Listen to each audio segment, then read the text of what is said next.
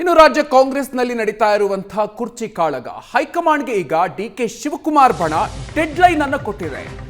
ಒಂದು ವಾರದ ಒಳಗೆ ತೀರ್ಮಾನಿಸದೇ ಇದ್ರೆ ನಾವೇ ತೀರ್ಮಾನಿಸ್ತೀವಿ. ಹೊಸ ಚರ್ಚೆಯನ್ನ ಹುಟ್ಟು ಹಾಕಿದ್ದಾರೆ ಶಾಸಕ ಶಿವಗಂಗಾ ಬಸವರಾಜ್ ಅವರ ಹೇಳಿಕೆ. ಅಧಿಕಾರ ಹಂಚಿಕೆ ಚರ್ಚೆಯಾಗಿಲ್ಲ ಅಂತ ಹೈಕಮಾಂಡ್ ಹೇಳಿ ಡಿಕೆ ಶಿವಕುಮಾರ್ ಏನೇ ಹೇಳಿದ್ರು ಅದನ್ನ ಮಾಡೋ 40 ರಿಂದ 50 ಶಾಸಕರಿದ್ದೀವಿ. ಡಿಕೆ ಶಿವಕುಮಾರ್ ಹೇಳಿದ್ರೆ ಪ್ರಾಣ ಕೊಡೋಕು ರೆಡಿ ಅನ್ನೋಂಥ ಮಾತನ್ನ ಶಾಸಕ ಶಿವಗಂಗಾ ಬಸವರಾಜ್ ಅವರು ಹೇಳಿದ್ದಾರೆ. ಈಗ ಡೆಡ್ಲೈನ್ ಅನ್ನು ಕೊಟ್ಟಿದ್ದಾರೆ.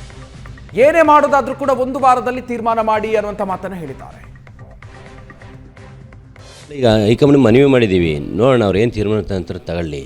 ಅವ್ರೇನಾದ್ರು ಒಂದು ವಾರ 10 ದಿನದಲ್ಲಿ ತಗೊಳ್ಳಿಲ್ಲ ಅಂದರೆ ಏನಾದ್ರು ಒಂದು ತೀರ್ಮಾನ ಮಾಡಬೇಕಾಗ್ತದೆ. ಒಳ್ಳೇದಾಗಬೇಕು, ಒಳ್ಳೆ ನಾಡಿಗೆ ಒಳ್ಳೇದಾಗಬೇಕು, ನಮಗೆ ಕಾನ್ಸ್ಟಿಟ್ಯೂನ್ಸಿ ಒಳ್ಳೇದಾಗಬೇಕು, ನಮಗೆ ಬಯಸಿದವ್ರಿಗೆ ಒಳ್ಳೇದಾಗಬೇಕು ಅಂದರೆ ಏನಾದ್ರು ಒಂದು ಮಾಡಲೇಬೇಕಾಗ್ತದೆ. ಯಾಕೆಂದರೆ ದೈವಬಲ ನಂಬರ್ ನಾವು. ಹಂಗಾಗಿ ಮೇಲಿನ ಮೇಲೆ ಚುನಾವಣೆಗಳು ಬರ್ತಿದೆ, ಮೇಲಿನ ಮೇಲೆ ಬೇರೆ ಬೇರೆ ಕಾರ್ಯ ಒತ್ತಡದಲ್ಲಿ ಹೈಕಮಾಂಡ್ ಇದೆ.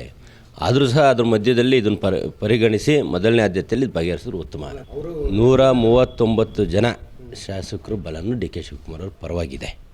ಅದರಲ್ಲಿ ಎಸ್ಪೆಷಲಿ ನಮ್ಮಂಥ ಯೂತ್ಸ್ ನಾಳೆನೇ ಅವ್ರು ಏನು ಹೇಳಿದ್ರು ಮಾಡೋಕ್ಕೆ ಸಿದ್ಧವಾಗಿರೋಂಥ 45 ಜನ ಯೂತ್ಸ್ ಇದ್ದೀವಿ.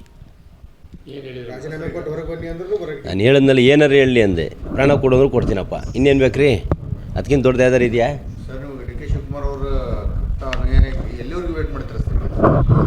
ಹೈಕಮಾಂಡ್ ತೀರ್ಪು ಬರೋವರೆಗೂ ವೆಯ್ಟ್ ಮಾಡ್ತೀವಿ. ಹೈಕಮಾಂಡ್ ಮೇಲೆ ನಂಬಿಕೆ ಇದೆ. ನಾನು ಹೇಳೋದಿಷ್ಟೇ, ನಿಮಗೆ ಪದೇ ಪದೇ ಬೇರೆ ಬೇರೆ ಡೈವರ್ಟ್ ಆಗೋದು ಬೇಡ. ಒಂದೇ ಅಜೆಂಡಾ. ಹೈಕಮಾಂಡ್ ಮಧ್ಯಪ್ರವೇಶ ಮಾಡಲಿ. ನಾವು ಯಾವುದೇ ರೀತಿ ಒಪ್ಪಂದ ಮಾಡಿಲ್ಲ. ನಾವು ತೀರ್ಮಾನ ತಗೊಳ್ಳೋವರೆಗೂ ಇವರೇ ಮುಖ್ಯಮಂತ್ರಿ 2.5 ವರ್ಷ ಅಂತ ಯಾವುದೇ ಒಪ್ಪಂದಗಳು ಆಗಿಲ್ಲ ಅನ್ನೋದು ಒಂದು ಸ್ಟೇಟ್ಮೆಂಟ್ ಕೊಟ್ಬಿಟ್ರೆ ನಾನು ಮಾಧ್ಯಮಕ್ಕೆ ಇನ್ನು ಮುಂದೆ ಮುಖ್ಯಮಂತ್ರಿ ವಿಷಯ ಮಾತಾಡೋದು.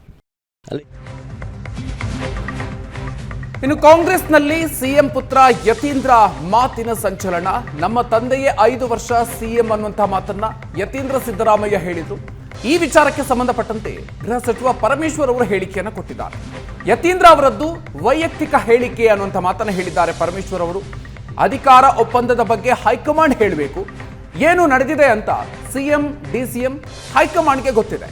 ಹೈಕಮಾಂಡ್ ಸುಮ್ಮನಿದ್ರೆ ಏನು ಅರ್ಥ ಮಾಡ್ಕೊಳ್ಳೋದು ಅನ್ನುವಂಥ ಮಾತನ್ನ ಹೇಳಿದ್ದಾರೆ.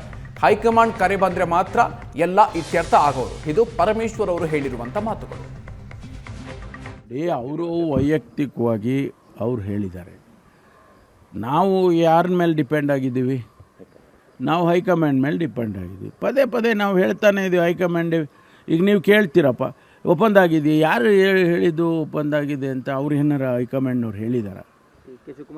ಅಲ್ಲ, ಶಿವಕುಮಾರ್ ಅವ್ರ ಪಾಪ ಅವ್ರ ಅಭಿಪ್ರಾಯ, ಅವ್ರಿಗೆ ಗೊತ್ತಿರೋ ವಿಚಾರ ನಮ್ಗೆ ಗೊತ್ತಿಲ್ಲ.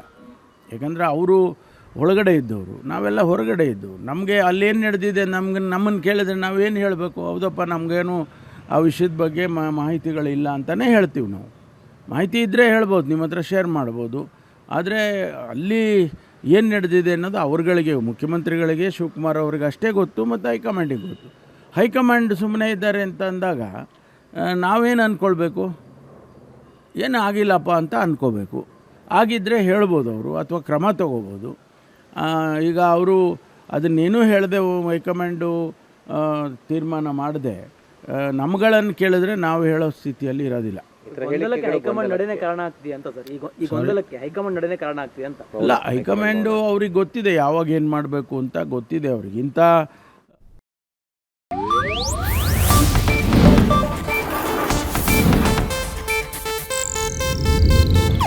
ಇದು ಏಷ್ಯಾನೆಟ್ ನ್ಯೂಸ್ ನೆಟ್ವರ್ಕ್ ಪ್ರಸ್ತುತಿ.